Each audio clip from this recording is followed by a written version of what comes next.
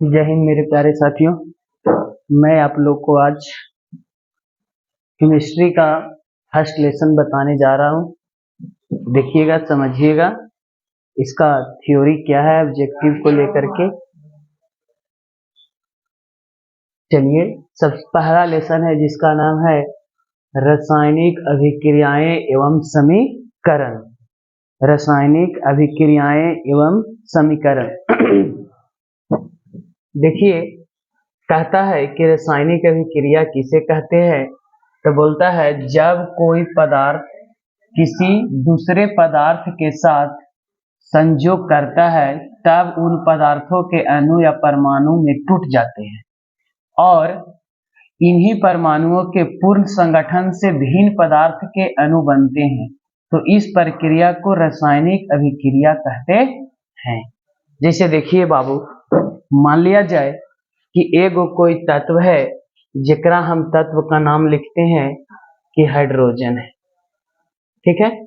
और एगो और कोई तत्व लिए, वो भी मान लिया जाए कि क्लोरीन ले लिए, तो ये जो बनता है यह 2H कौची बना Cl, इसका नाम है हाइड्रोजन।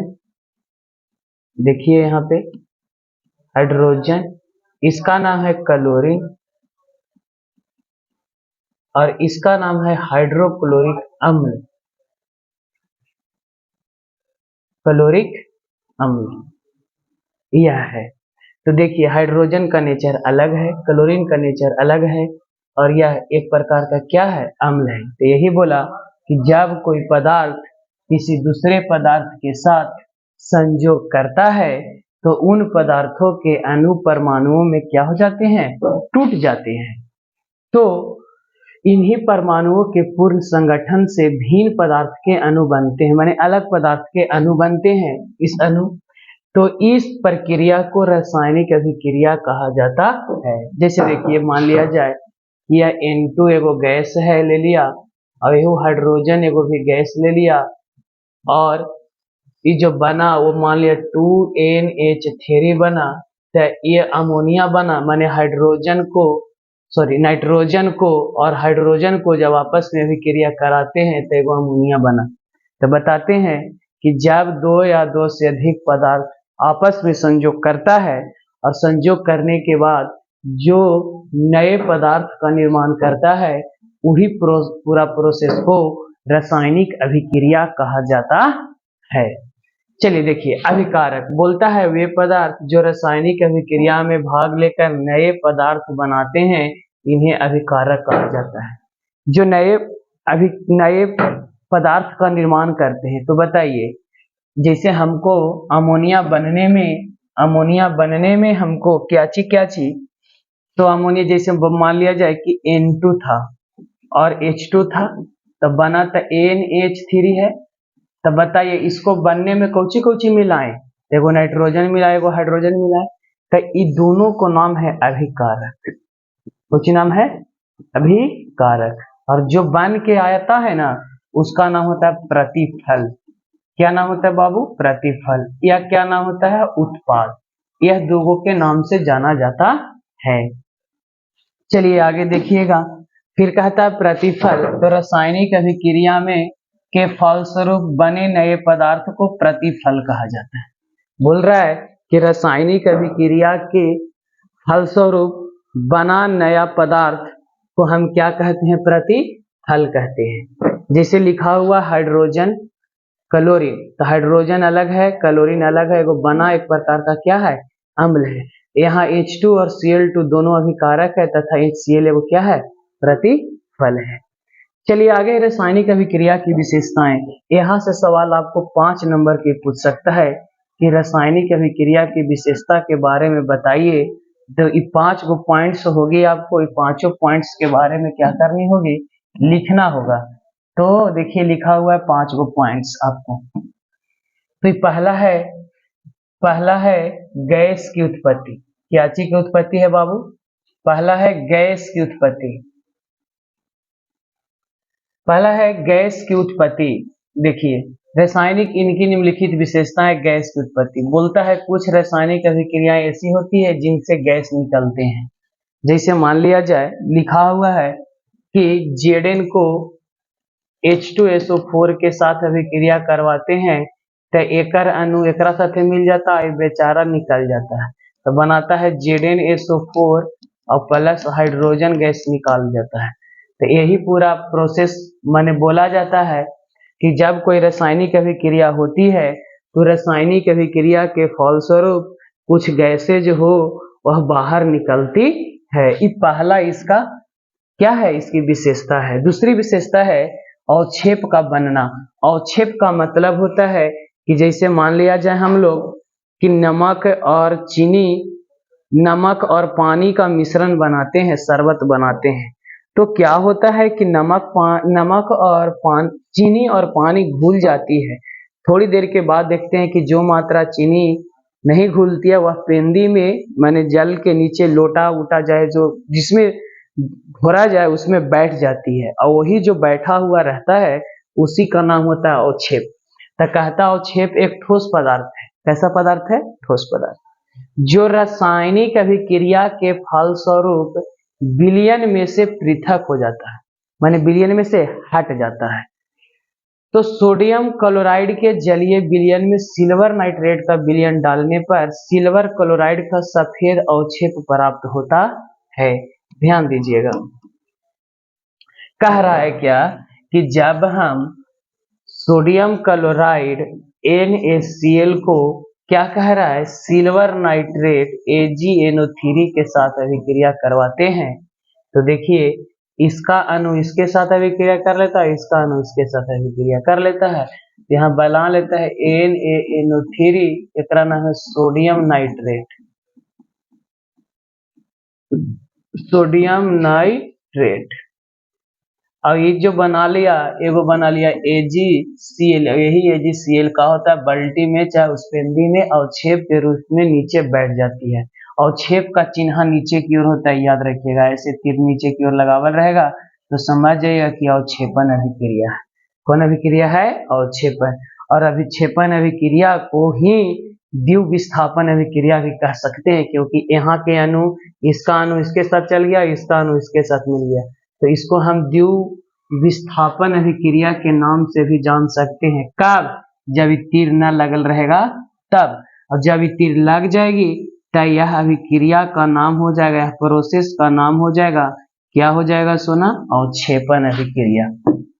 चलिए अगला है रंग परिवर्तन। बोलता है कुछ रासायनिक अभिक्रिया में पदार्थों के रंग में भी परिवर्तन होता है, जैसे पोटेशियम परमैंगनेट के बैगनी रंग के विलयन में नींबू का रस निचोड़ने से धीरे धीरे बैगनी रंग क्या हो जाता है? समाप्त हो जाता है। पीरियोडिक है, मतलब आपका प्रयोग करने का चीज है। जैसे हम प्रयोग करने के लिए मान लिया जाए कि इतना बड़ा बर्तन है, एकरा में दाल रख दिया जाए, क्या रख दिया जाए? दाल। और इस दाल में, दाल अभी मान लिया पीला कलर का है, इस दाल में नींबू ला करके डाल देते हैं, तो जैसे ही नींबू डालेंगे ना तो पीला कलर धीरे धीरे हल्दी का रंग जो है सो समाप्त होने लगता है।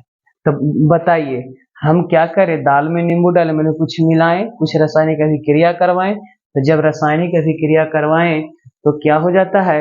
रंग में उसका क्या हो जाती है? परिवर्तन हो जाती है। यही बात को ध्यान देनी है। चलिए आगे देखिए, आगे आपको क्या है बता रहा है कि रंग में परिवर्तन होता है। कौन में परिवर्तन होता है सोना? रंग में। क्या में? रंग में। बोलता है कुछ रासायनिक अभिक्रियाओं के फलस्वरूप ताप में रंग परिवर्तन हो गया, ताप में परिवर्तन। कुछ रासायनिक अभिक्रियाओं के फलस्वरूप ताप में परिवर्तन होता है। जब कली चूना में जल मिलाया जाता है तब पर्याप्त मात्रा में ऊष्मा उत्पन्न होती है। इस अभिक्रिया में ऊष्मा उत्पन्न होती है तो उस अभिक्रिया को ऊष्माक्षेपी अभिक्रिया कहते हैं। एक पॉइंट आया कि जिस अभिक्रिया में ऊष्मा उत्पन्न होती है उसको हम ऊष्माक्षेपी अभिक्रिया कहते हैं, और जिस अभिक्रिया में मिश्रण का ताप घट जाता है उसे ऊष्माशोषी अभिक्रिया कहते हैं। जैसे अमोनिया क्लोराइड और बेरियम हाइड्रोक्साइड के विलयन को आपस में मिलाने पर बेरियम क्लोराइड अमोनिया एवं जल बनते हैं और मिश्रण का ताप क्या हो जाता है? घट जाता है। ये पहचानने के लिए पॉइंट्स है कि जिस मिश्रण में हम मिश्रण किए अब करने के बाद टेम्परेचर घट जाए तो उसका नाम होता है उष्माशोषी अभिक्रिया। क्या अभिक्रिया? उष्माशोषी। और जिस अभिक्रिया में हम टेम्परेचर बढ़ जाए तो उसका नाम होता है उष्माक्षेपी। टेम्परेचर बढ़ेगा तब ना बाहर टेम्परेचर निकलेगी। तो वही बात बता रहा है कि रासायनिक अभिक्रिया के फलस्वरूप जब कली चूना में क्या मिलाया जाता है? जल मिलाया। जैसे देखिए कैल्शियम ऑक्साइड में हम जल मिला दिए H2, यह क्या बना लेता है? CaOH का Hal2 बना लेता है। CaOH का क्या बना लिया? Hal2 बना लिया। OH का Hal2। अब बताइए एकरा में जब जल मिलाए हैं तो मान लीजिए 2 अणु मिलाए हैं तो 4 गो हाइड्रोजन हो गया और एक ही अणु निकालिए तो 2 गो और 2 गो यह हो जाए। जब इसको मिलाते हैं तो कैल्शियम हाइड्रोक्साइड बनाती है। तो जैसे एकरा जल में कैल्शियम हाइड्रोक्साइड को डालते हैं तो यह और एगो उष्मा देता है, अपने से खौलने लगता है पानी में। तो बताइए ये उष्माक्षेपी अभिक्रिया हो गया। यानी याद रखिएगा इस तीर चिन्ह का नाम है अभिकारक। देखिए ध्यान से, इस तीर चिन्ह का नाम क्या है सोना? अभिकारक। और इस तिरिया के बाद अगर उष्मा लिखल रहेगा तो समझिएगा कि उष्माक्षेपी है। सोची है? छेपी है। और इस तिरिया के पहले लिखा रहेगा तो समझिएगा कि उष्माशोषी है। क्या है? उष्माशोषी है। यानी याद रखिए जब तीर के पहले कोई चीज लिखा हुआ रहे तो उष्माशोषी हो जाएगा और जब तीर के बाद लिखा रहेगा तो उष्माक्षेपी हो जाएगा। यह प्रोसेस समझना है। तो कौची में होता है? ताप में परिवर्तन होता है। या फिर जब कोई रासायनिक अभिक्रिया का ताप घट जाता है तो उष्माशोषी होती है। यानी टेम्परेचर ताप घट जाए, कुछ हो जाए, घट जाती है। देखिए लिखा हुआ है जब टेम्परेचर कम हो जाती है, पर्याप्त मात्रा में उत्पन्न जिस अभिक्रिया में उष्मा उत्पन्न होती है तो उस अभिक्रिया को उष्माक्षेपी। तो उसमें जब जिस अभिक्रिया में क्या होता है उष्मा अमोनिया को घट जाता है, ताप क्या हो जाता है? घट जाता है, तो उसका नाम होता है उष्माशोषी। उष्माशोषी। और जब ताप बढ़ जाए, ताप क्या हो जाए? बढ़ जाए, तो उसका नाम होता है उष्माक्षेपी। यह बात है जाननी है। चलिए आगे देखिए रासायनिक अवस्था में परिवर्तन कैसे होता है। बोलते कुछ रासायनिक अभिक्रियाओं के फलस्वरूप पदार्थ की अवस्था में भी परिवर्तन होता है। जल का गैसीय अवस्था बदल जाना। मैंने देखिए जल एक ऐसा पदार्थ है जो त्रिअणुक अवस्था में रहता है। ऑब्जेक्टिव पूछा जाता है कि इनमें से त्रिअणुक अवस्थाओं को बताइए। ठोस में भी रह सकता है, द्रव में भी रह सकता है और गैस में भी रह सकता है। माने त्रिअणु 3 अवस्था में, बर्फ में, द्रव पीने वाले में और गैस माने भाप के रूप में उड़ सकती है। कौन? जल। चलिए आगे देखिए तो बोला कुछ रासायनिक अभिक्रिया के फलस्वरूप अवस्था पदार्थों की अवस्था में भी परिवर्तन होता है। जल का गैसीय अवस्था क्या हो जाना?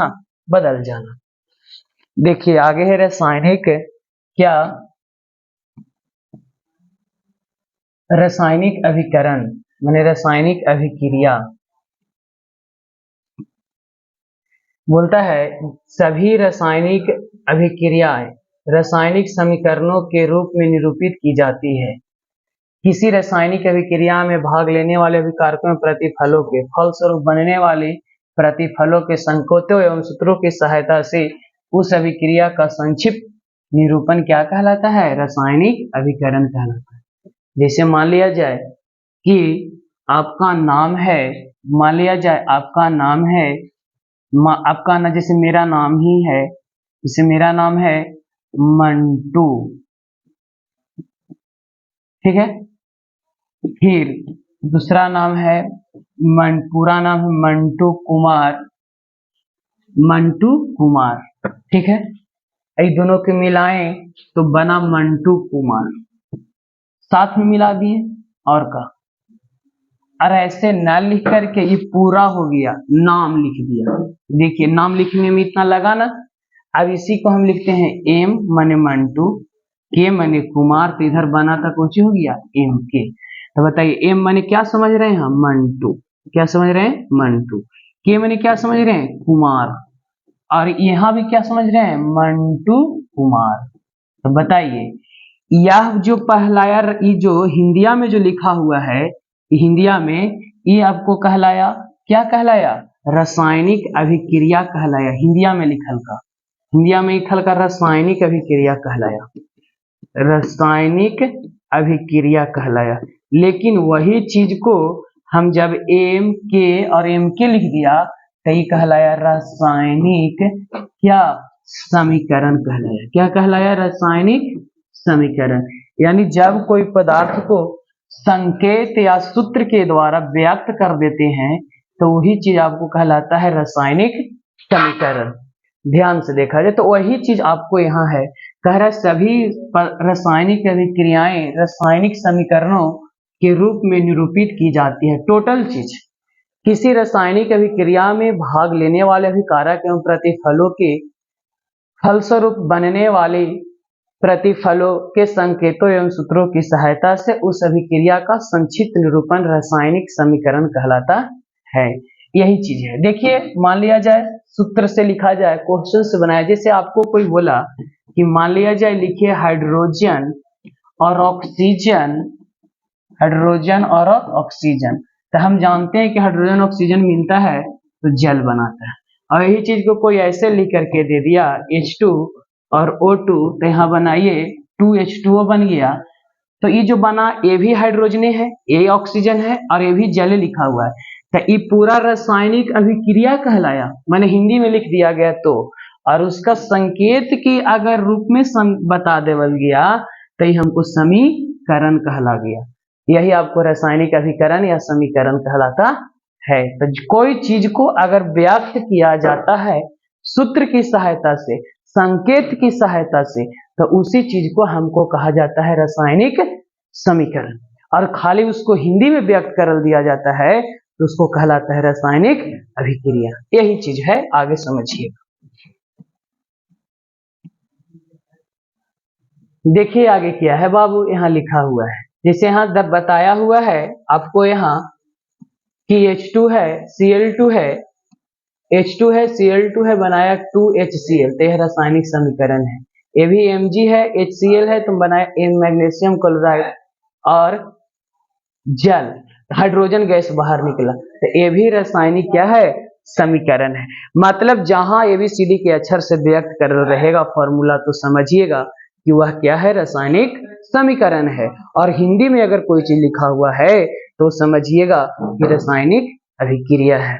अच्छी से वीडियो के देखिएगा, अच्छी से पॉइंट समझिएगा, आपको एक एक पॉइंट समझ में आ जाएगी।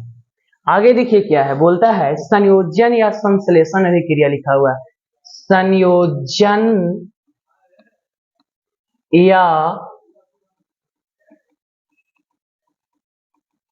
संश्लेषण अभिक्रिया, संयोजन या संश्लेषण अभिक्रिया कहता है वह रासायनिक अभिक्रिया जिसमें दो या दो से अधिक पदार्थ तत्व या यौगिक आपस में संयोग करके एक नए पदार्थ का निर्माण करते हैं, तो नए पदार्थ का मूल गुण पदार्थ के गुण से क्या होते हैं?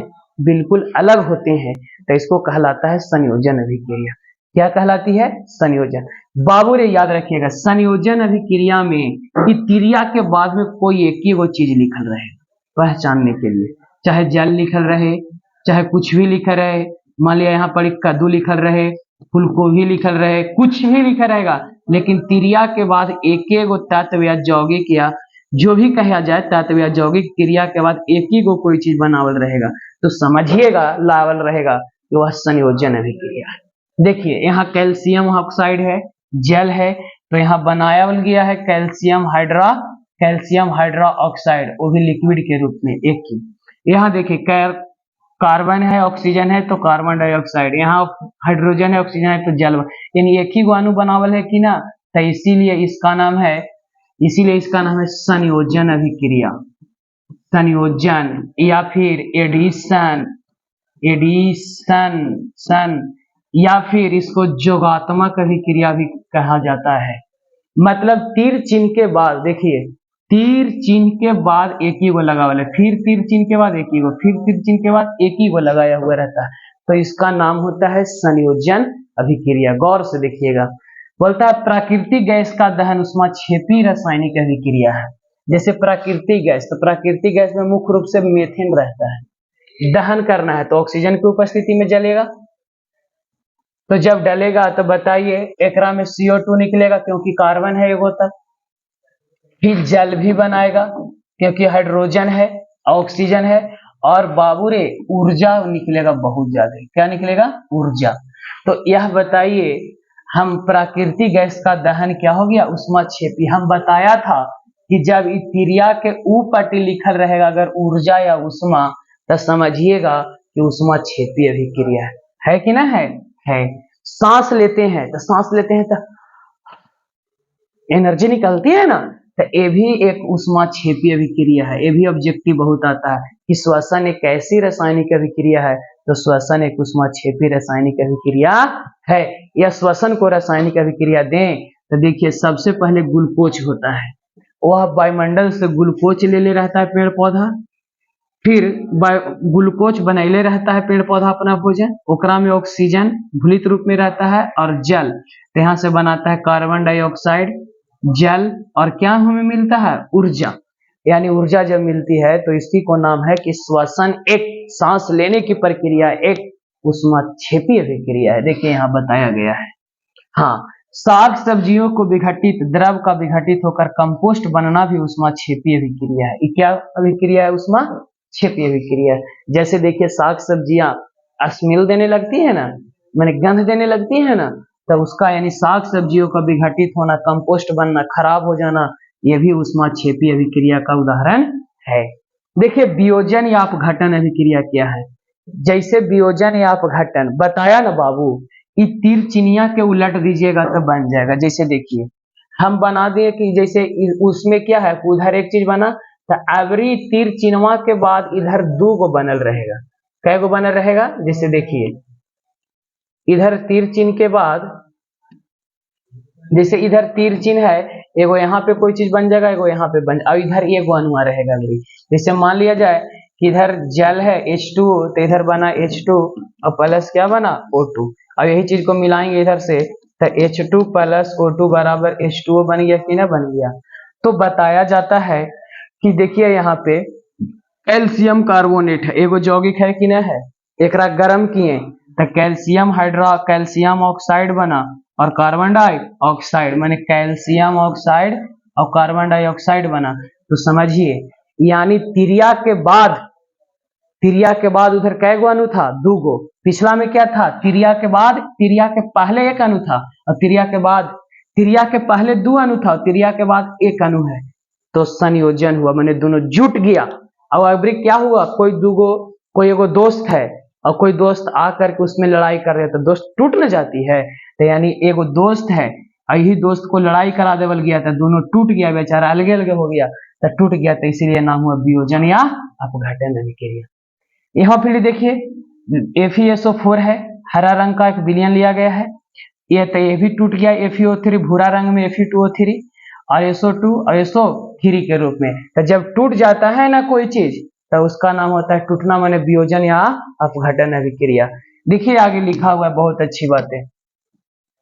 क्या लिखा हुआ है? देखिए ध्यान से, बोलता है इस अभिक्रिया में NO2 माने ई वाला में के कारण भूरा धुआं प्राप्त हुआ, माने NO2 जो हुआ एकरा में NO2 भूरा धुआं प्राप्त हुआ। प्रयुक्त अभिक्रिया अपघटन अभिक्रिया कहलाता है। माने सब जितना अभिक्रिया है कौन अभिक्रिया? अपघटन अभिक्रिया है।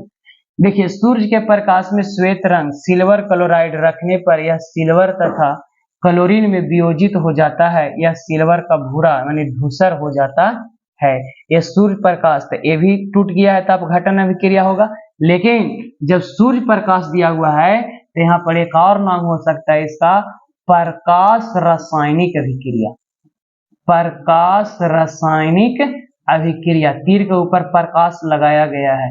अगर ये प्रकाश नहीं लगावल रहता, एकरा में प्रकाश नहीं लगावल रहता, तो फिर ये अपघटन अभिक्रिया कहलाता। कौन अभिक्रिया कहलाता? अपघटन। लेकिन जब सूर्य के प्रकाश लगाया गया है तो यह सुप्रकाश रासायनिक अभिक्रिया। ऑप्शन में अगर ये ना रहेगा तो फिर ये हम पिक आउट कर सकते हैं अपघटन अभिक्रिया। देखिए इस अभिक्रिया का उपयोग श्याम श्वेत फोटोग्राफी में, माने फोटोग्राफी, फोटो कैमरा उमरा किया जाता है ना, उसमें किया जाता है। प्रकाश संश्लेषण अभिक्रिया में हरे पौधे वायु में उपस्थित कार्बन डाइऑक्साइड और पृथ्वी से जल का अवशोषण कर सूर्य के प्रकाश की उपस्थिति में अपना भोजन कार्बोहाइड्रेट ग्लूकोज तैयार करता है। यानी पेड़ पौधे अपना भोजन क्या बनाता है? ग्लूकोज। कहां से कार्बन डाइऑक्साइड लाता है? वायुमंडल से। कार्बन डाइऑक्साइड वायुमंडल से। जल कहां से? खनिज लवण जड़ से। सूर्य के प्रकाश की उपस्थिति में अपना भोजन ग्लूकोज और ऑक्सीजन देता है। उपरोक्त सभी अभिक्रियाएं प्रकाश रासायनिक अभिक्रियाएं कहलाती है। देखिए बताया ना, ये सब अभिक्रिया जो है ये सब प्रकाश रासायनिक अभिक्रिया कहलाती है। आगे देखा जाए,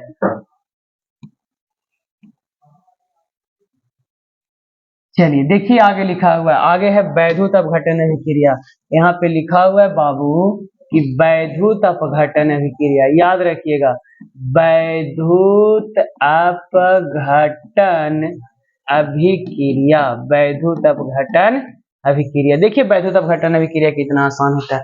सिर्फ तीर चिन्हिया के ऊपर, अपघटन तो जान रहे हैं कि एगो दोस्त है टूट जाएगा, अलग अलग तो अपघटन हो गया, लेकिन वैद्युत कह दिया था, तिरिया के ऊपर खाली वैद्युत धारा लिखा रहेगा, बस हो गया वैद्युत अपघटन अभिक्रिया। देखिए यहाँ भी वैद्युत धारा लिखल है, यहाँ भी वैद्युत धारा लिखल है, यहाँ भी वैद्युत धारा लिखल है। और इधर आयन के रूप में, जैसे मान लिया NaCl इधर है कोई, इधर आयन के रूप में टूट जाएगा।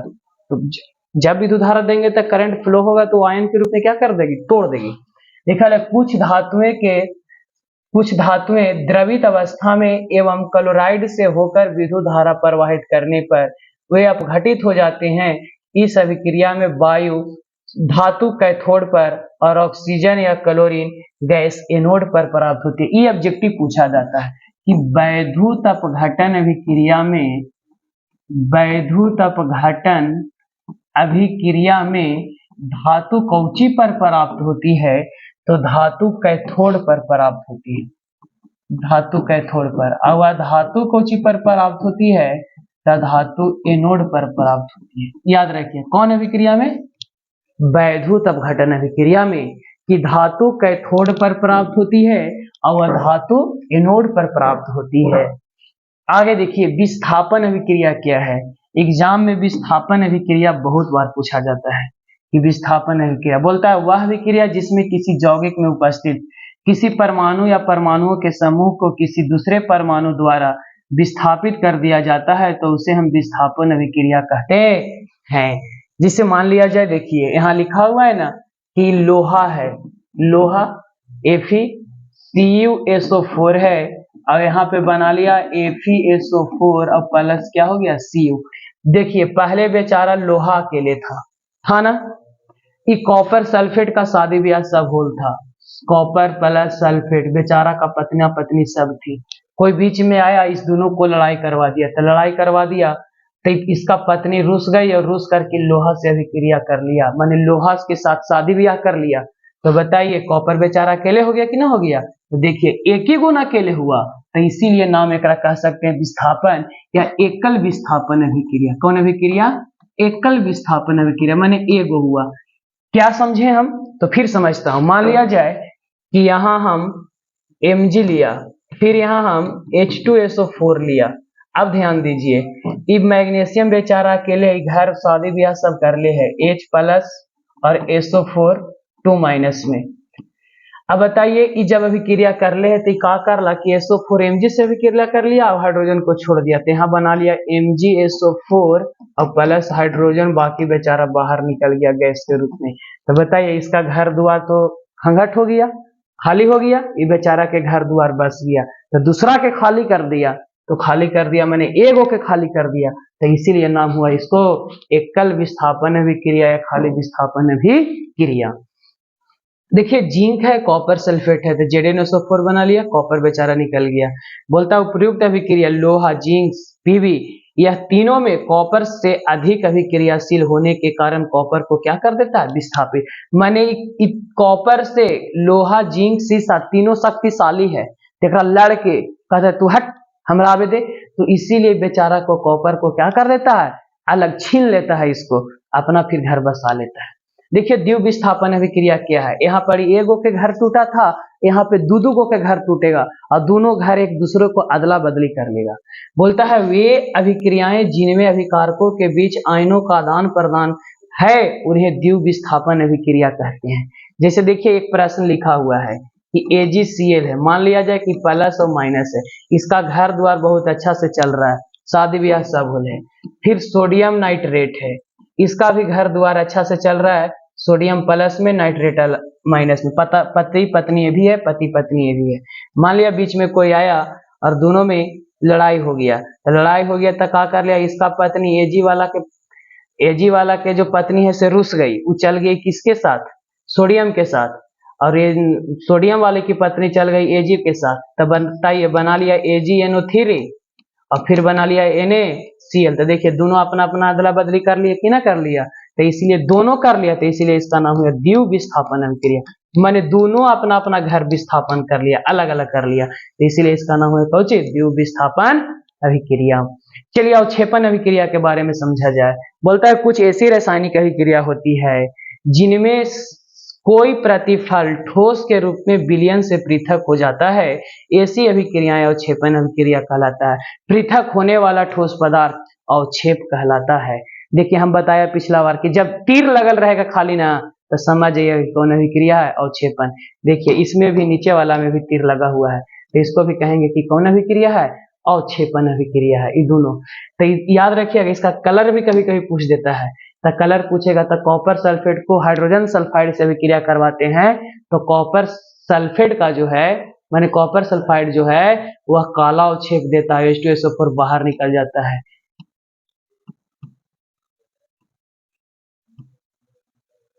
चलिए आगे देखिए, आगे देखा जाए।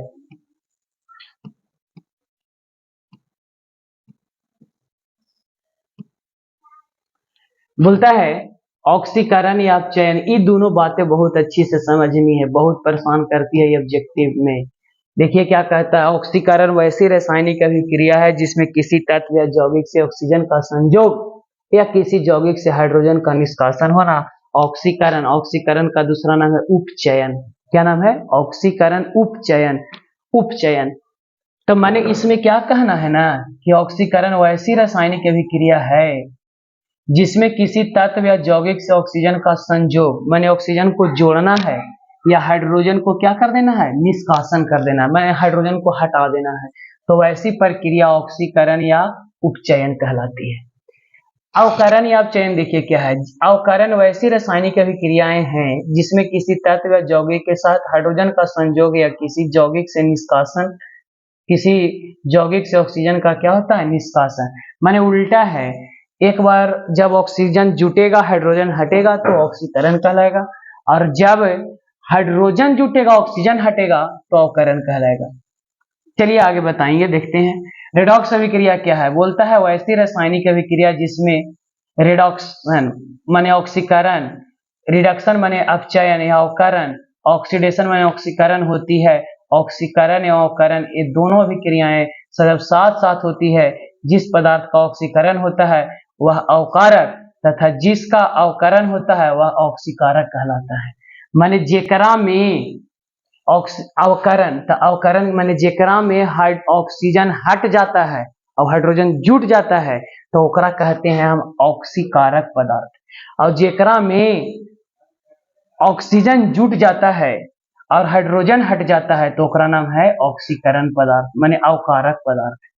वे तत्व रासायनिक अभिक्रिया में इलेक्ट्रॉन का त्याग करता है वह अवकारक कहलाता है। एक बात और यहाँ समझ में आया हमें कि वह तत्व जो रासायनिक अभिक्रिया में इलेक्ट्रॉन का त्याग कर देता है, इलेक्ट्रॉन त्याग कर देता है अपना, तो त्याग कर देता है तो वह अवकारक तथा अभिक्रिया ऑक्सीकरण कहलाती है।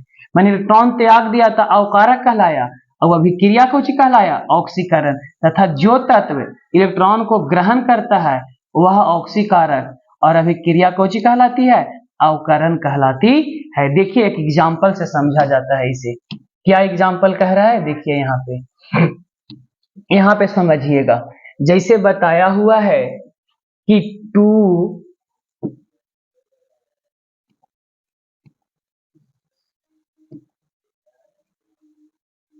हाँ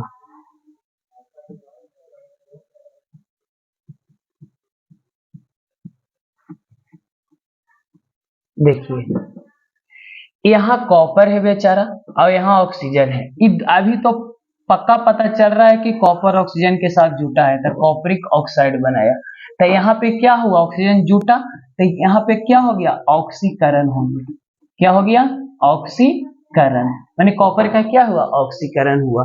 लेकिन यही चीज देखिए अगला है, मान लिया कॉपर ऑक्साइड और प्लस हाइड्रोजन है, यहाँ बनाया कॉपर और यहाँ बनाया क्या, जल। तो देखिए हाइड्रोजन यहाँ से जाकर के जल के साथ मिल गया और कॉपर से यहाँ ऑक्सीजन क्या हो गया, हट गया। तो देखिए जब हट गया माने बताया जा रहा है कि इस प्रोसेस को क्या हो रहा है, तो बताया जा रहा है आपको कि जब यहाँ हाइड्रोजन ऑक्सीजन से जुटा है, देखिए ना हाइड्रोजन यहाँ जल से यानी हाइड्रोजन ऑक्सीजन के साथ मिल गया। तो हाइड्रोजन जब ऑक्सीजन के साथ मिल गया तो हमको अपचयन कहलाया, अपचयन यानी ऑक्सीकरण कहलाया। ठीक है, मिल गया। लेकिन यहाँ हाइड्रोजन के साथ था, ऑक्सीजन के साथ था, लेकिन क्या हो गया, यह टूट गया, बेचारा कॉपर अकेले हो गया। तो क्या हो गया, यहाँ अपचयन हो गया, अपचयन। क्या हो गया, अपचयन हो, यहाँ पे उपचयन हुआ, उपचयन, यहाँ पे अपचयन हो गया। अपचयन मतलब अवकरण हो गया। क्या हो गया, अवकरण। माने ऑक्सीजन क्या हो गया, हट न गया यहाँ से ऑक्सीजन, यहाँ ऑक्सीजन था, यहाँ ऑक्सीजन हट गया। तो ऑक्सीजन हटना क्या कहलाता है, अपचयन या अवकरण। देखिए अपचयन अपचयन अपचयन अपचयन कहलाता है। बताता है यहाँ पे, देखिए समझिए, जिंक ऑक्साइड है, कार्बन है, तो जिंक और कार्बन डाइऑक्साइड। तो ये मान लिया जाए कि जिंक जैसे ZnO है और प्लस कार्बन है, यहाँ बना लिया जिंक और प्लस CO। अब पूछेगा कि C से CO में बदल गया और Zn से Zn में बदल गया, तो यहाँ पे क्या हुआ, हमको ऑक्सीकरण हो गया। और यहाँ पे क्या हो गया, अपचयन हो गया, क्योंकि हट गया ये। चलिए, हमारे शरीर में भोजन पचने के क्रम में ग्लूकोज शरीर को कोशिकाओं के उपस्थित ऑक्सीजन द्वारा ऑक्सीकृत हो जाता है। माने क्या हो जाता है, ऑक्सीकृत हो जाता है। विकृति गंधिता क्या है, तो बोलता है भोजन को जब खुली वायु में लंबे समय तक छोड़ दिया जाता है तब उसमें से दुर्गंध आने लगती है। इसके गंध एवं स्वाद अप्रिय माने दूसरा कलर का हो जाता है। इसका कारण यह है कि भोजन में उपस्थित वसा और तेल वायु के ऑक्सीजन द्वारा ऑक्सीकृत हो जाता है, ऑक्सीकृत हो जाता है, माने गंध स्मेल देने लगता है, तो उसी को हम विकृति गंधिता कहते हैं। देखिए प्रायः तैलीय तथा वसायुक्त खाद्य सामग्रियों में उपचयन को रोकने के लिए प्रति ऑक्सीकारक मिला दिया जाता है, ताकि क्या हो जाए, वह खराबी होने से भोजन बच जाए। या वायु रोधी बर्तनों में खाद्य सामग्री से उपचयन की गति धीमी हो सकती है। वायु रोधी बर्तनों में जैसे हॉटपॉट एक है रोटी रखने वाली ना, उसमें अगर रख देते हैं तो उसमें क्या होता है, कुछ देर तक सही ताजा रहता है।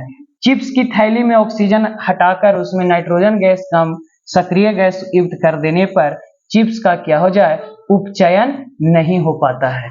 इतना था आपको बाबू ऑब्जेक्टिव सेक्शन का थ्योरी, यह ऑब्जेक्टिव सेक्शन का थ्योरी था इतना।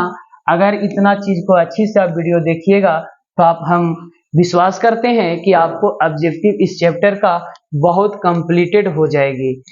इसीलिए आप बता रहे हैं अब आगे ऑब्जेक्टिव सेक्शन किस प्रकार से चलता है, तो आप लोग वीडियो में बने रहिएगा, अच्छे से देखिएगा। उसके बाद